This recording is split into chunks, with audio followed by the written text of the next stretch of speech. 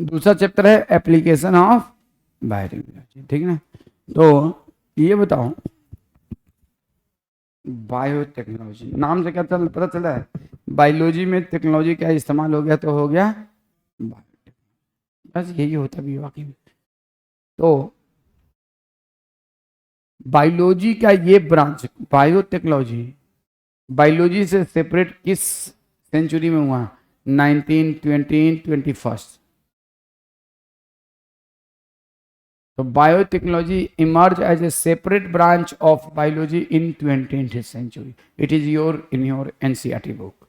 तो लिखेंगे biotechnology emerge as A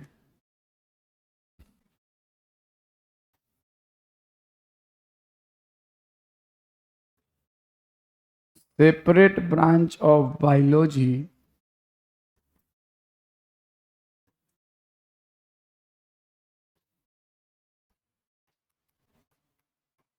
in 20th century। Biotechnology का इवोल्यूशन जो हुआ जब फिजिक्स केमिस्ट्री का इस्तेमाल बायोलॉजी में होने लगा, तो किसका इवोल्यूशन हुआ? बायोटेक्नोलॉजी। जैसे लोग पहले भैंस का दूध निकाले, गाय का दूध निकाले, बकरी का दूध निकाले, बिना गर्म किए पी जाए, तो वो सिर्फ बायोलॉजी था। और जब उसको गर्म करके खूब उबाल उबाल के फिर ठंडा करके पिए तो वो क्या हो गया? हीट का इस्तेमाल किया। उसी में थोड़ा सा नींबू डाल दे तो वो दूध फट जाए और उससे चीज और पनीर बना ले तो क्या हो गया? केमिस्ट्री का इस्तेमाल कर लिया, एसिडिक साइट्रस फ्रूट डाल दिया। बायोटेक्नोलॉजी का इवोल्यूशन कैसे हुआ? By the use of chemistry and physics in. तो बायोटेक्नोलॉजी इवोल्व, ये सब आपके बुक में है। When application of physics and chemistry in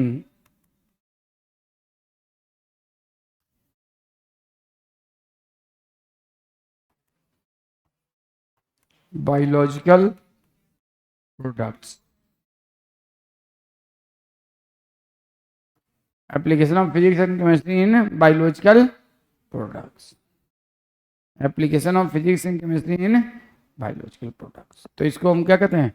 when application of physics and chemistry in biological products। तो इसको हम क्या कहते हैं कि बायोटेक्नोलॉजी इवोल्व हो गया।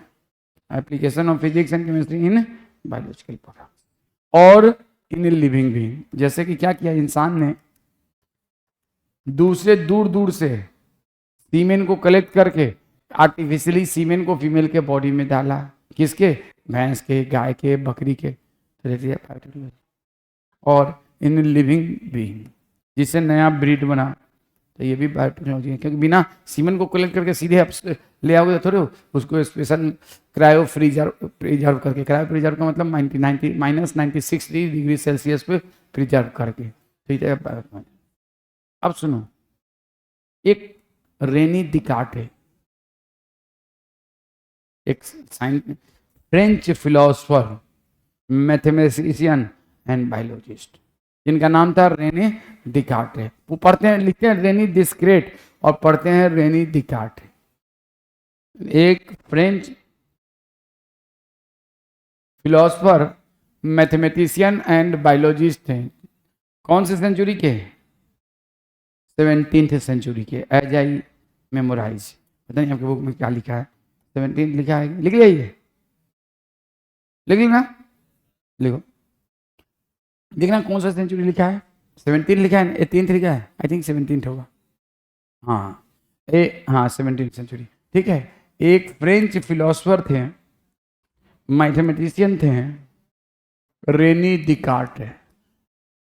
लिखते इनका नाम है ऐसे है, स्पेलिंग में हो सकता है गलती हो, स्पेलिंग बोला ये DACRAT ऐसे,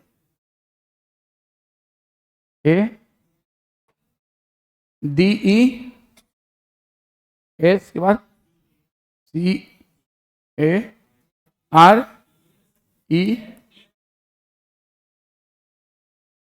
थी। देनी दिकार्टे, इसको पढ़ते हैं दिस्कार्टिस नहीं पढ़ते हैं, रेनी दिकार्टे पढ़ते हैं। अब पढ़ लो दिस्कार्टे, किसी के अब्बा का क्या जा रहा है, ठीक है ना। रेनी दिकार्टे एक फ्रेंच, ये आपको याद रखना होगा, एक फ्रेंच, देखो इसको मैथ भी आता था, इनकी फिलॉसफी बहुत मशहूर थी। Philosopher, what is I am, what I am in, concept was given by this one philosopher। और मैट्रिक्स मूवी जो बनी थी इन्हीं के फिलोसफी में बनी, मैट्रिक्स मूवी, ठीक है ना। और बायोलॉजिस्ट, इन्हीं के फिलोसफी से वो क्या थी, इंस्पायर्ड थे। जो हॉलीवुड की मूवी मैट्रिक्स आपने सुना होगा, मैट्रिक्स, मैट्रिक्स रिलोडेड, पता नहीं कौन कौन सी, इन्हीं की फिलोसफी से इंस्पायर्ड थे। मैथमेटिशियन,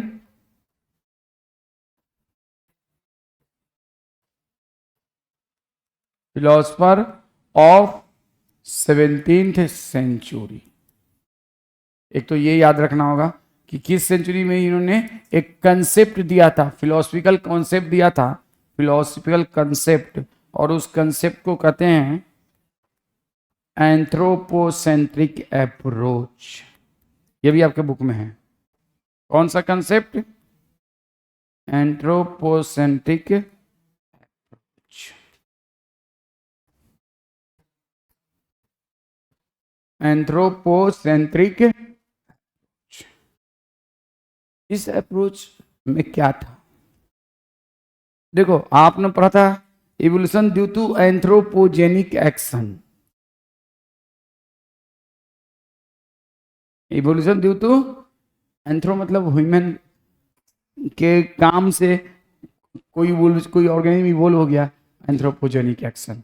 यहाँ पे ह्यूमन, देखो दुनिया में जो भी इंसान काम करता है, चाहे वो फिजिक्स की स्टडी करे, केमिस्ट्री की स्टडी करे, फिजिक्स में नए नए सब्सटेंस बनाए, केमिस्ट्री में नए नए सब्सटेंस बनाए, नए नए प्रोडक्ट बनाए, वो सब किसके लिए, इंसान के लिए या किसी और के लिए। तो दुनिया में इंसान कोई भी काम करता है, that is for welfare of human being, that is for welfare of human, and this approach is described as anthropocentric approach. Whatever the human doing is not for any other else but for himself. What am I? ठीक है, यही इनका tagline था, anthropocentric approach. This is called as which approach, anthro. तो anthropocentric approach का मतलब क्या होता है, ये हो गया ना इधर का, देखो एंथ्रोपोसेंट्रिक अप्रोच मीन्स, पूछा जा सकता है आपके बुक में, तो what women do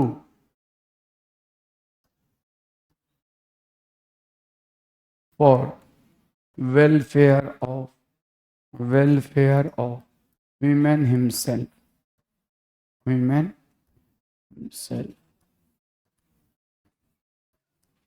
welfare of human himself. इसको कौन सा अप्रोच कहते हैं भाई, एंथ्रोपोसेंट्रिक अप्रोच। कौन सा अप्रोच कहते हैं इसको, एंथ्रोपोसेंट्रिक अप्रोच। ये बात अब क्यों यहाँ बताया गया है, देखो इंसान ने फिजिक्स और केमिस्ट्री को स्टडी किया, उसको इवोल्व किया, और उससे किसका इस्तेमाल फायदा किया, अपना लिविंग बीइंग का। तो फिजिक्स और केमिस्ट्री का इस्तेमाल किसके फायदे के लिए होता है, इंसान के लिए। तो फिजिक्स और केमिस्ट्री को बनाने वाला कौन है, बायोलॉजी। और यू इस्तेमाल किसके लिए होता है, बायोलॉजी के लिए। तो इंसान बनाया तो बायोलॉजी, और इस्तेमाल किसके लिए होता है, बायोलॉजी के लिए। इसलिए biology is the most important, ठीक है ना। सिलेक्शन के लिए भी आपके सबसे इंपॉर्टेंट बायोलॉजी है, ठीक है, ये बात जान लीजिए, ठीक है। चलिए ये हो गया, बढ़ाएंगे इसको, देखो हम चल जल्दी का। And means what human do for welfare of human himself, इसको कहते हैं selfish approach, selfish approach. Everyone is selfish, every human being is selfish, ठीक है। और इसमें कोई गलत भी नहीं है, होना भी चाहिए, इसमें कोई गलत भी नहीं है। वन मस्ट बी सेल्फिश, समझ नहीं।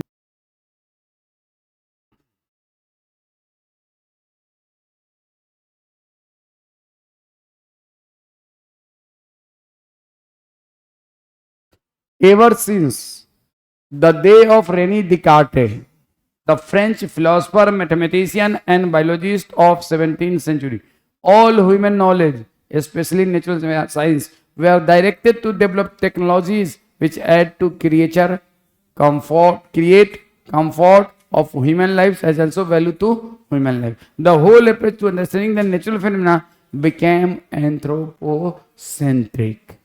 मतलब इंसान के फायदे के लिए Physics and chemistry give rise to engineering, technology, industry, which all work for human comfort and welfare. तो ये किसका है? Anthropocentric approach. The major utility of is as a source of food.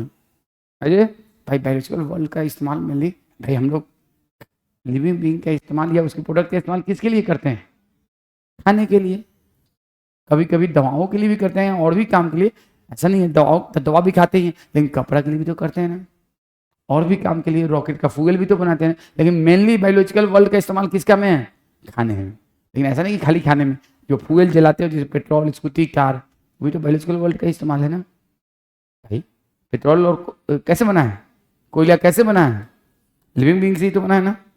लेकिन main utility of biological world किसमें है? और तो इसीलिए हमारे बुक में लिखा है कि the major utility of biological world as a source of food. Biotechnology, the 20th century offshoot of modern biology, change our daily life as it products brought qualitative improvement in health. इसमें लिखना चाहिए था qualitative and quantitative. ये line लिखो और उसमें add कर लो biotechnology, पूरा लाइन यहाँ से यहाँ लिखो और यहाँ पे लिख लेना क्वांटिटेटिव। ये बात आगे है एनसीईआरटी में, यहाँ नहीं है। कहाँ पे लिखा हुआ है? एप्लीकेशन ऑफ बायोटेक में। कहाँ लिखा है? Application of biotech. तो यहाँ पे आपको ये लिख लेना चाहिए qualitative, quantitative and qualitative improvement in health and food production. लिख लो, पूरा लाइन लिख लो, मैं खुद से लिखो। ऑफसेट कब इमर्ज जो है बायोलॉजी का? ऑफसेट मतलब ब्रांच। ऑफसेट का मतलब, ऑफसेट मतलब क्या होता है? ऑफसेट का दूसरा मतलब होता है ब्रांच। तो बायोलॉजी का सेपरेट ब्रांच बायोटेक्नोलॉजी कब बना? 20th सेंचुरी में।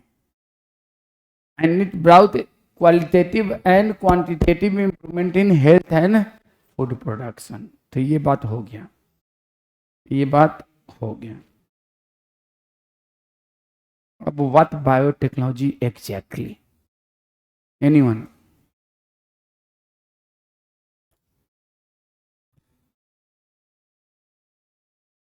थोड़ा थोड़ा बोलो तो 5 मिनट में रेस्ट करना चाहता हूँ। तुम लोग अपना बकवास करो तो कुछ कुछ। हाँ कोई करो तो, कौन करेगा?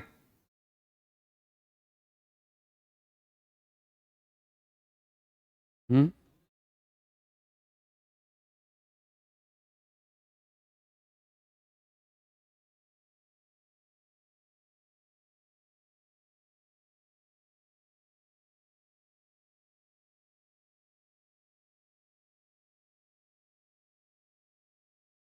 सुनो तो।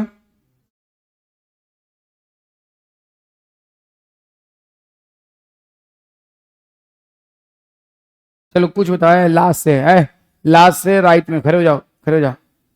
लास्ट से राइट में खड़े हो जाओ। हाँ तुम खड़े हो जाओ, बोलो, खड़े हो जाओ भाई पीछे से। हाँ तुम्ही को बोल रहा हूँ। कुछ एक वर्ड बताओ, मतलब एक सेंटेंस बायोटेक्नोलॉजी के बारे में बताओ कुछ भी। बोलो भाई।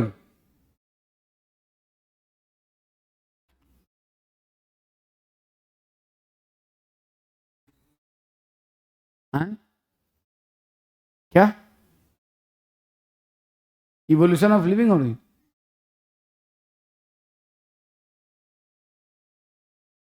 यूजेज ऑफ लिविंग हो रही। तुम जाके आम तोड़ के आम खा लेते हो तो यूज तो है ना। क्या ये बायोटेक्नोलॉजी हो गया? नहीं, क्या ये बायोटेक्नोलॉजी हो गया? नहीं। बैठ जाओ, उसके बगल वाला खड़े हो जाओ, कुछ बताओ बायोटेक्नोलॉजी के बारे में।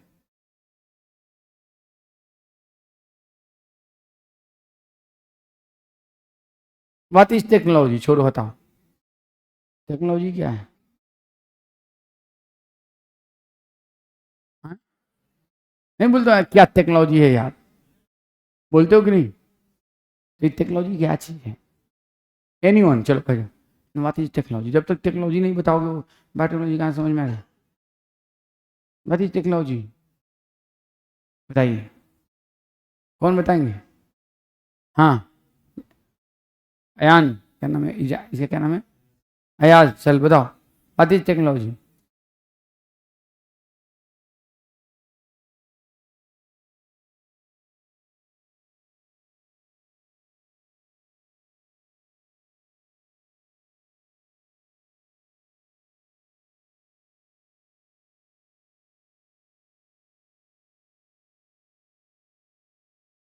बहुत बड़े डीलर बन गए। जोहरान ममदानी न्यूयॉर्क का मेयर बन गया, मालूम है? मुझे लग रहा है तुम भी कहीं ना कहीं के जरूर नेता बनोगे। He is a very good speaker. Zohran Mamdani बड़ा अच्छा बोलता है, ठीक है ना। By origin he is Indian. Mira Nair की उसकी माँ है, मालूम है तुम लोग? तो हाँ, तो तुम बहुत बड़े डीलर बन सकते हो। You have a great dealing ability. हाँ, डीलर जिस चीज को बोलो एकदम डीलिंग दे देगा उसमें, पक्का वाला। तुम्हारे अब्बा को बोलते हैं कि इसको पढ़ाई लिखाई मत, नेता बनाइए, बोलते हैं यार, बोला बोले एकदम जबरदस्त डीलिंग देता है लौंडा। बस जा, कोई और बताओ भाई, what is technology, anyone from this side? कोई भी अपने से बताओ, इस साइड में, इधर इधर के डिपार्टमेंट से कोई भी बताओ। हम्म अरे टेक्नोलॉजी क्या है? बोलते हैं क्या टेक्नोलॉजी है? अभी हम लोग टेक्नोलॉजी ही का इस्तेमाल, तो सब तरफ टेक्नोलॉजी, टेक्नोलॉजी, पंखे की टेक्नोलॉजी, कैमरा की टेक्नोलॉजी, कंप्यूटर की टेक्नोलॉजी, माइक की टेक्नोलॉजी जिसके जरिए आवाज़ वहाँ तक पहुँच रहा है, सब तो टेक्नोलॉजी है। What is technology? हम्म है, मैं मान के हम तुम्हारा भूत झाड़ देंगे, हम बता दे रहे हैं। हाँ, व्हाट इज टेक्नोलॉजी बोलो।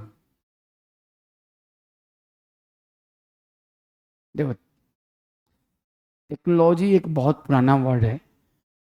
और अयाज ने क्या कहा कि सर जिसके जरिए हम इंसान को आराम देते हैं, इसकी बीवी, इसके साथ इसकी शादी होगी, इसकी बीवी इसका पैर दबाएगी, इसकी बीवी इसका पैर दबाएगी, तो दैट इज द टेक्नोलॉजी।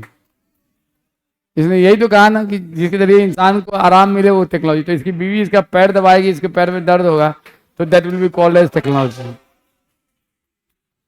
क्यों भाई? हैं? क्या ये टेक्नोलॉजी कहलाएगा?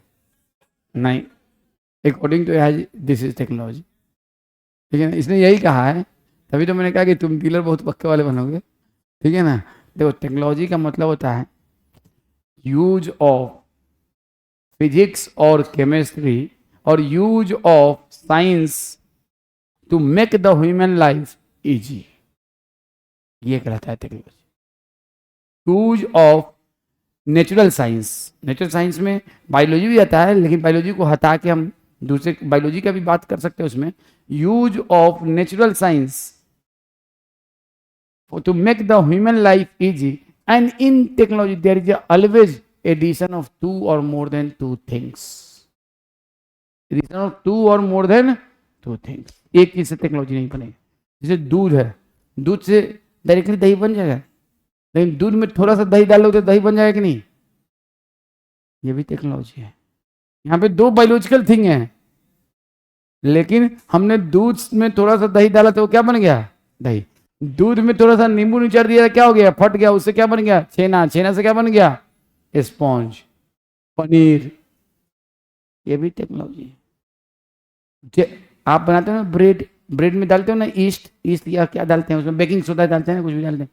तो आपने ब्रेड में बेकिंग सोडा डाल दिया, उसे ब्रेड फुलफुला के छेददार ब्रेड बन गया, वो क्या है? टेक्नोलॉजी। तो टेक्नोलॉजी का मतलब ये नहीं कि हमेशा यूज ऑफ, इसलिए कहते हैं use of natural science to make the human life easier is described as technology। लेकिन यहां पे हमेशा किसका रीजन होगा? दो और दो से। लेकिन अगर इन दोनों में से कोई एक लिविंग है और एक लिविंग या नॉन लिविंग है, तो वो क्या हो जाएगा? वो क्या हो जाएगा? समझ में आया? अगर दो चीज है और दो चीज में से एक लिविंग है और दूसरा नॉन लिविंग या लिविंग है तो उसको हम क्या कहेंगे? ठीक है, ये तो जुगाड़ वाला डेफिनेशन है। तो बायोटेक्नोलॉजी, आप बताओ, महाभारत जो है आई थिंक कि हजारों साल पहले हुआ होगा। उस टाइम पे कृष्ण भगवान जो है मक्खन चोरी कर किया करते थे। मक्खन कौन गाय से निकलता है या भैंस से निकलता है रे? मक्खन तो इंसान ही बनाता है ना। और मक्खन बनाना क्या है? एक टेक्नोलॉजिकल इवेंट है। घी बनाना क्या है? एक टेक्नोलॉजिकल इवेंट है। तो बायोटेक्नोलॉजी बहुत पहले से एग्जिस्ट कर रहा है, लेकिन word biotechnology first of all use in 20th century and emerged as a separate branch of biology in 20th century, but that was also biotechnology. बताओ, जलेबी बनाना, घी बनाना, दही बनाना, मक्खन बनाना, ब्रेड बनाना, ये सब बायोटेक्नोलॉजी है। रसमलाई भी बनाना बायोटेक्नोलॉजी है, ठीक है ना? तो दीज ऑल आर द, तो बायोटेक्नोलॉजी। और देखो आज के डेट में हम लोग नए नए जेनेटिकली मॉडिफाइड ऑर्गेनिम्स को बना रहे हैं। कैसे ऑर्गेनिज्म को बना रहे हैं? आपको मालूम है आज के डेट में जापान में क्रिसमस प्लांट ऐसे बनाए गए हैं जो रोड के किनारे लगा दिया गया, वहाँ लाइट नहीं है और वो क्रिसमस प्लांट रात भर जुगनू के जैसे टिमटिमाता रहता है रोड के किनारे किनारे। क्यों? तो उसमें क्या किया गया? फायर फ्लाई का जीन जो है ना क्रिसमस ट्री के अंदर डाल दिया गया। फायर फ्लाई जो होता है ना, जुगनू, जुगनू का जीन जो है क्रिसमस ट्री के अंदर डाल दिया गया है। अब वो क्रिसमस ट्री के सारे लीव से जुगनू के जैसे रात भर चमके। सोचो कितना खूबसूरत लगता है। This is the innovation done by biotechnology. और वो क्रिसमस प्लांट क्या कहलाएगा? Genetically modified Christmas tree. अब देखो आज के डेट में, अब तुम देखो ये इतने इतने बड़े अमरूद मिल रहे हैं। आज से 10 साल पहले वैसे अमरूद को भी देखने को मिलता भी नहीं था। आज के डेट में मैक्सिमम फ्रूट्स तुमको मीठा खाने को मिलेगा। शायद ही रेयरली कोई फ्रूट्स होगा जो मीठा नहीं मिलेगा। क्यों? This is because of biotechnology. हम लोग जेनेटिकली मॉडिफाइड ऑर्गेनिज्म बना रहे हैं। आज से 30 साल पहले, 30 साल नहीं, 50 साल पहले, 40 साल पहले, 1990 से पहले किसी को कह दिया था कि स्पर्म कहीं का, ओवा कहीं का, अम्मा कोई, मार के जूता मारा है, पागल हो गया, क्या बोल रहा है? ये बच्चा किसी और के पेट में पलेगा, स्पर्म किसी और का होगा, ओवा किसी और का, तो मार के चप्पल मुंह नहीं तोड़ देता कि क्या बकवास कर रहा है? ऐसा कैसे पॉसिबल है? लेकिन ये पॉसिबल है कि नहीं है? कि नहीं है? This is the biotechnology. यहाँ भी technical test tube baby is the biotechnology. उसी तरह से आज के डेट में पहले इंसुलिन की जरूरत होती थी। सुनो ध्यान से, पहले समझ लो कुछ चीजें, इसमें समझना बहुत जरूरी है। इंसुलिन, पहले इंसान को पहले भी डायबिटीज मेलाइटिस होता था, पहले भी इंसुलिन की जरूरत होती थी। तो पहले जब इंसुलिन की, आज से 40-50 साल पहले नहीं, 1983 से पहले, 1983 से पहले, 1983 को कितना साल हो गया? 17 और 25, 42 साल, हाँ 42 ईयर्स एगो 1983 में पहली बार इंसुलिन बना। 1900 जिस साल इंडिया ने वर्ल्ड कप जीता पहली बार, उसी साल दुनिया में एक अमेरिकन कंपनी थी एली लिली, उसने इंसुलिन बनाया। उससे पहले अगर इंसान को डायबिटीज मेलाइटिस होता था तो इंसुलिन कहाँ से लिया जाता था? सुअर के पैंक्रियाज से, भैंस के पैंक्रियाज से। सबसे इंसान के सिमिलर इंसुलिन कौन सा है? एकदम बिल्कुल इंसान से काफी हद तक मिलता जुलता है, सुअर का इंसुलिन। इसलिए क्या आता है इंसान की, फलाना इंसान सुअर इंसान है। हाँ, दिस इज द रीजन, क्योंकि इंसान का इंसुलिन और सुअर का इंसुलिन ऑलमोस्ट सिमिलर है, थोड़ा सा डिफरेंस। तो सबसे अच्छा इंसुलिन किसी जानवर का है, वो किसका है? सुअर का है। इसलिए अंग्रेज सब इतना सुअर खाता है, क्योंकि उसको इंसुलिन भी मिल जाता है, सुअर का गोश्त खाने को भी मिल जाता है, ठीक है ना? तो उससे पहले, लेकिन 1983 में बायोटेक्नोलॉजी का इस्तेमाल करके बैक्टीरिया से इंसुलिन पैदा कराया गया। बैक्टीरिया किससे? बैक्टीरिया से इंसुलिन पैदा कराया। This is only because of biotechnology. आज के डेट में कोई किसी को कोई जेनेटिक डिसऑर्डर है ना, पहले सुन लो, भूमिका सुनना बहुत जरूरी चीज है, क्योंकि आपको ये principle and process of biotechnology 110% समझने का है, एंड एप्लीकेशन ऑफ बायोटेक्नोलॉजी पूरा समझने का। तो इंसान को कोई जेनेटिक डिसऑर्डर हो जाए तो उसके डिफेक्टिव जीन को नॉर्मल जीन से रिप्लेस किया जा सकता है, and that is called as gene therapy, जीनाथ थेरेपी।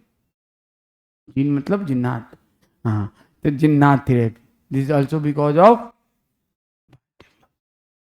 दिस ऑल्सो, ऐसे ऐसे प्लांट बनाए गए हैं जिनमें कोई पेस्ट इन्फेक्ट ही नहीं कर पाता है, पेस्ट रेजिस्टेंट प्लांट।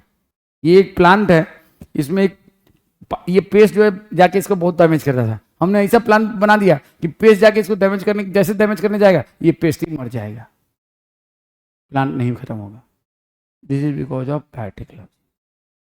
नंबर 2, तो बायोटेक्नोलॉजी का आज के डेट में ह्यूमन पे बहुत ही जबरदस्त इम्पैक्ट है। And now we are going to enter into the era of biotechnology and artificial intelligence. आपको मालूम है अभी हम लोग आर्टिफिशियल इंटेलिजेंस के एरा में इंटर कर गए हैं और एरा ऑफ बायोटेक्नोलॉजी में इंटर करने वाले। आने वाले 15 साल में तुम लोग देखना आपको हर जगह बायोटेक्नोलॉजी का एप्लीकेशन दिखेगा। अभी भी बहुत दिख रहा है, तुम लोग को अंदाजा नहीं है, लेकिन आने वाले टाइम में आपको हर जगह बायोटेक्नोलॉजी का इस्तेमाल दिखेगा। तो व्हाट इज एक्चुअली बायोटेक्नोलॉजी, तो उसका पहले सबसे पहले हमारे बुक में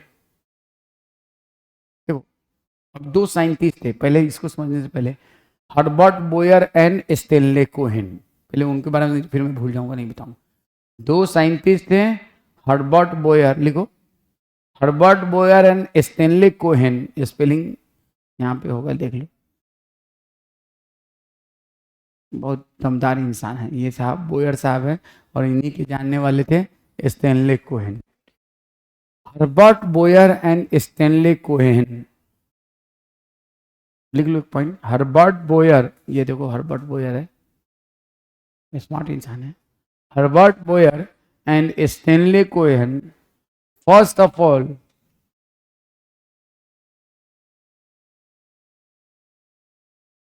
made the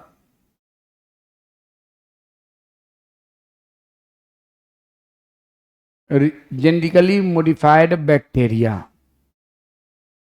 first of all made the genetically modified bacteria। तुम लोगों ने प्लाज्मिड का नाम सुना है? प्लाज्मिड PLAS, अरे यार तुम लोगों ने पढ़ा है कुछ प्लाज्मिड के बारे में? First of all made the genetically modified bacteria, first of all made the genetically modified, नहीं first of all made recombinant DNA, हाथ काट दो, जेनेटिकली मॉडिफाइड बैक्टीरिया नहीं, first of all made recombinant DNA, no don't write genetically modified bacteria, first of all made recombinant DNA, first of all made recombinant. तुम लोगों ने plasmid के बारे में पढ़ा है रे? क्या होता है प्लाज्मिड? What is plasmid? तो बिना प्लाज्मिड को पढ़े और बिना न्यूक्लियस को पढ़े हम आगे बायोटेक्नोलॉजी का डिफिनेशन तो बाद में करेंगे, पहले न्यूक्लियस और प्लाज्मिड के बारे में पढ़ेंगे। हाँ, प्लाज्मिड क्या होता है और न्यूक्लियस क्या है? चलो मैं जल्दी से लिखता हूँ और यू शुड राइट। पहले आप लिखो, nucleus is a proteinaceous enzyme,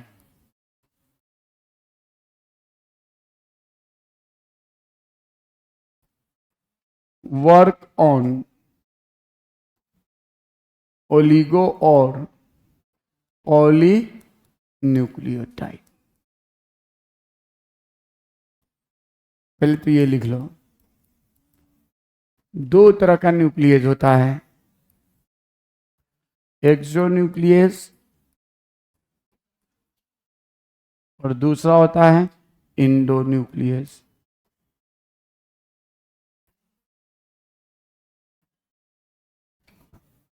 और स्पेशल इंडोन्यूक्लियस फिर हर्बर्ट बोयर कोहेन पाएंगे, known as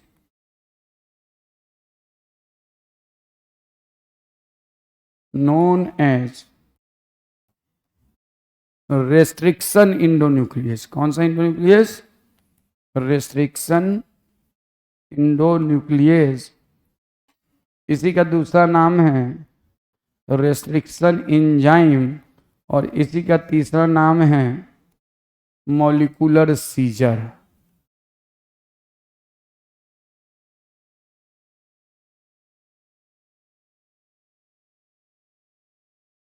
discovered by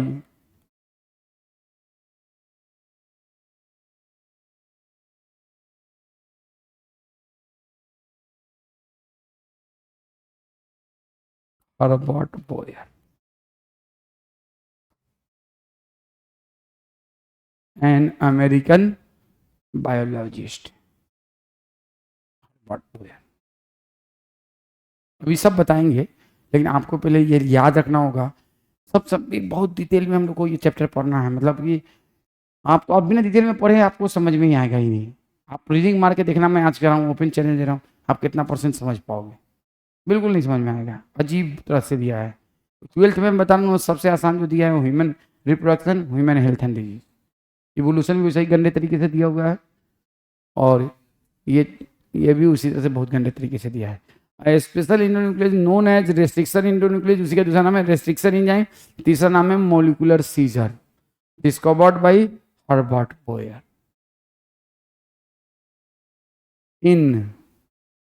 in which year?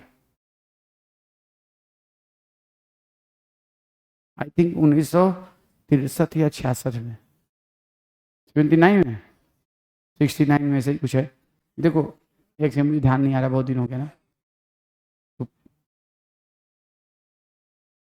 चुप।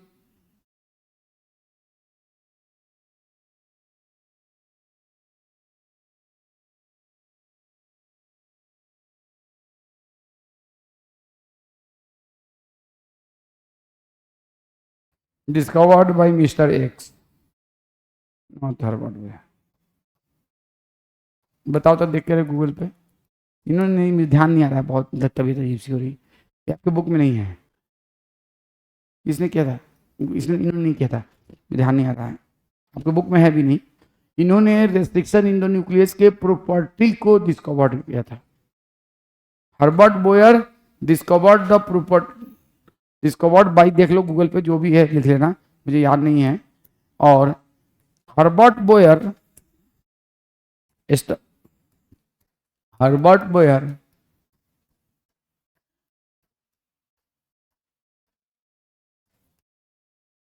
एक्सटेंसिवली,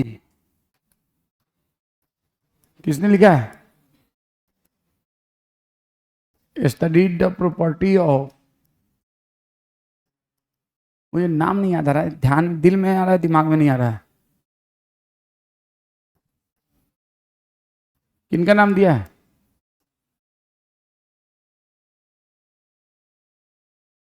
किनका नाम दिया रे? पॉलबर्ग? नहीं, पॉलबर्ग नहीं होगा, नहीं देखा, दिया ही नहीं, दिया होगा। Discovered by restriction, Herbert Boyer extensively the property of restriction endonuclease. मुझे ध्यान नहीं आ रहा है, याद तो था, भूल गया हूं मैं।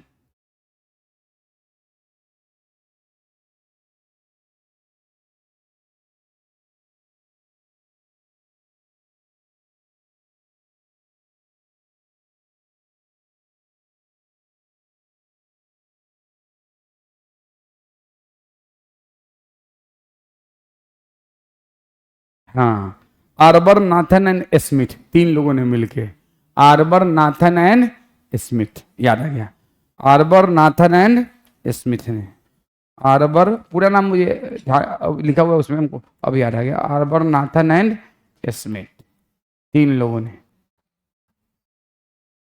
तीनों ने मिलके किया था, आर्बर नाथन एंड स्मिथ। हालांकि ये बात आपसे पूछा नहीं जाएगा, बट यू शुड मेमोराइज, आपके बुक में कहीं नहीं है, आर्बर नाथन एंड स्मिथ। देखो बोयर साहब को सुन लो, इनके रिलेटेड 1936, 36 का उल्टा 36 का उल्टा क्या होता है? 63। इसमें 3 ऐड करो तो क्या होगा? 1966। इनमें 3 ऐड करो तो क्या होगा? 1969। उसमें 3 ऐड करो तो क्या होगा? ये सारे ईयर्स इनके लाइफ में बहुत इंपॉर्टेंट है। 36, 63, 66, 69, 72।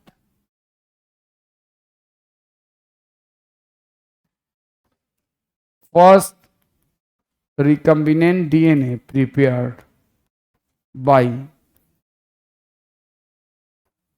Boyer and Herbert Boyer and Stanley Cohen। तो सबसे पहला चीज तो यही याद रखो, 1972 में सबसे पहले रिकम्बिनेंट डीएनए को किसने बनाया था? बोयर और स्टैनले कोहेन ने। और 63 में क्या हुआ था, 36 में, 66 में क्या हुआ था, 69 में क्या हुआ था, आप लोग खुद से लिखो, बुक में पढ़ के क्यों था कुछ। 36 में क्या हुआ था, 63 में क्या हुआ था, 66 में क्या हुआ था। देखो 36 में दुनिया में पधारे थे, 66 में क्या किया था इन्होंने, तो 66 में इन्होंने एपी बने थे, 69 में इन्होंने एक्सटेंसिव प्रॉपर्टी किसकी, रेस्ट्रिक्शन एंजाइम की स्टडी की थी। और 69 में क्या हुआ, 72 में क्या हुआ, फर्स्ट रिकम्बिनेंट डीएनए किसके साथ मिलकर बना है, कोहेन के साथ। तो लिख लो बॉर्ड। देखो ये ईयर बहुत आसानी से याद हो सकता है। 36 में ये दुनिया में आए, 63 में ये एपी बने, 66 में इन्होंने, 36 में ये क्या हुआ, 66 में इन्होंने एपी बने। उसके बाद 69 में इन्होंने क्या किया, एक्सटेंसिव स्टडी किया किसकी किसकी प्रॉपर्टी, रेस्ट्रिक्शन एंजाइम की। और 72 में इन्होंने कोहेन के साथ मिलकर क्या बनाया, recombinant DNA. RDNA stand for recombinant DNA, rDNA stand for recombinant DNA. देखो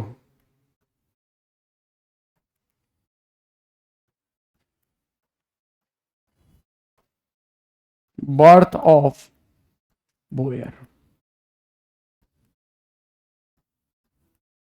became AP।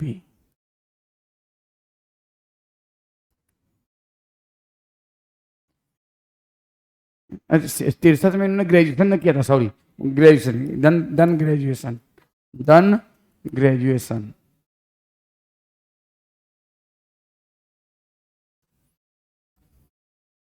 became AP, extensive property of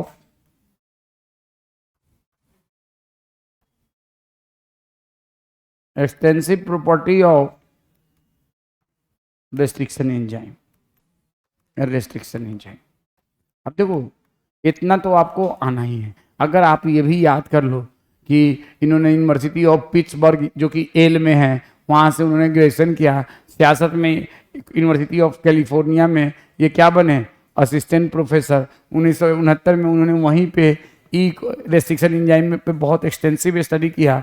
और 1972 में कोहेन के साथ मिलकर क्या बनाया, क्या बनाया, फर्स्ट रिकम्बिनेंट। अब कोहेन के बारे में भी थोड़ा बहुत हम लोग को पढ़ना है, समझ में। तो अगर आप इतना याद कर लो, देखो ये अमेरिका में पैदा नहीं हुए थे, पैदा हुए थे ऑस्ट्रिया में।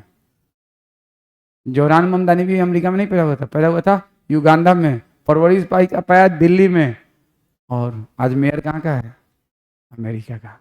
America is made by migrant people, not they are original people. America में तो ओरिजिनल पीपल सब बहुत थोड़े थे, सब तो वहाँ से इंग्लैंड से, एशिया से, चाइना से, सब जैसे इमाइग्रेंट ही तो वहाँ पे हैं। तो वहाँ पे बर्थ हुआ बोयर का कब, 36 में। ग्रेजुएशन इन्होंने कहाँ से किया, यूनिवर्सिटी ऑफ पिट्सबर्ग एल में से। असिस्टेंट प्रोफेसर कहाँ हुए, यूनिवर्सिटी ऑफ कैलिफोर्निया जो कि सैन फ्रांसिस्को में है। 1969 में उसी यूनिवर्सिटी में उन्होंने रेस्ट्रिक्शन एंजाइम की प्रॉपर्टी को बहुत एक्सटेंसिवली स्टडी किया। और 1972 में कोहेन के साथ मिलके, कैसे, ये आगे आपकी बुक में दिया है कैसे।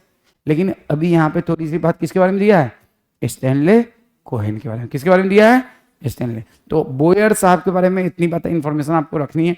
और साथ में अगर ये भी रख लें कि इन्होंने ग्रेजुएशन कहाँ से किया तो इट इज मच बेटर। साथ में ये भी याद रख लें कि एपी ये कहाँ बने, तो much better, university of California जो कि सैन फ्रांसिस्को में लोकेटेड है। और एक्सटेंसिव प्रॉपर्टी वहीं पे किया। और उसके बाद फर्स्ट रिकम्बिनेंट डीएनए इन्होंने बनाया कहाँ पे, हवाई, हवाई में। किसके साथ मिलके, प्लाज्मिड के उनके साथ मिलके, कोहेन के साथ। चलिए कोहेन, हाँ तुम्हें पढ़ना है ना, मालूम। चलो।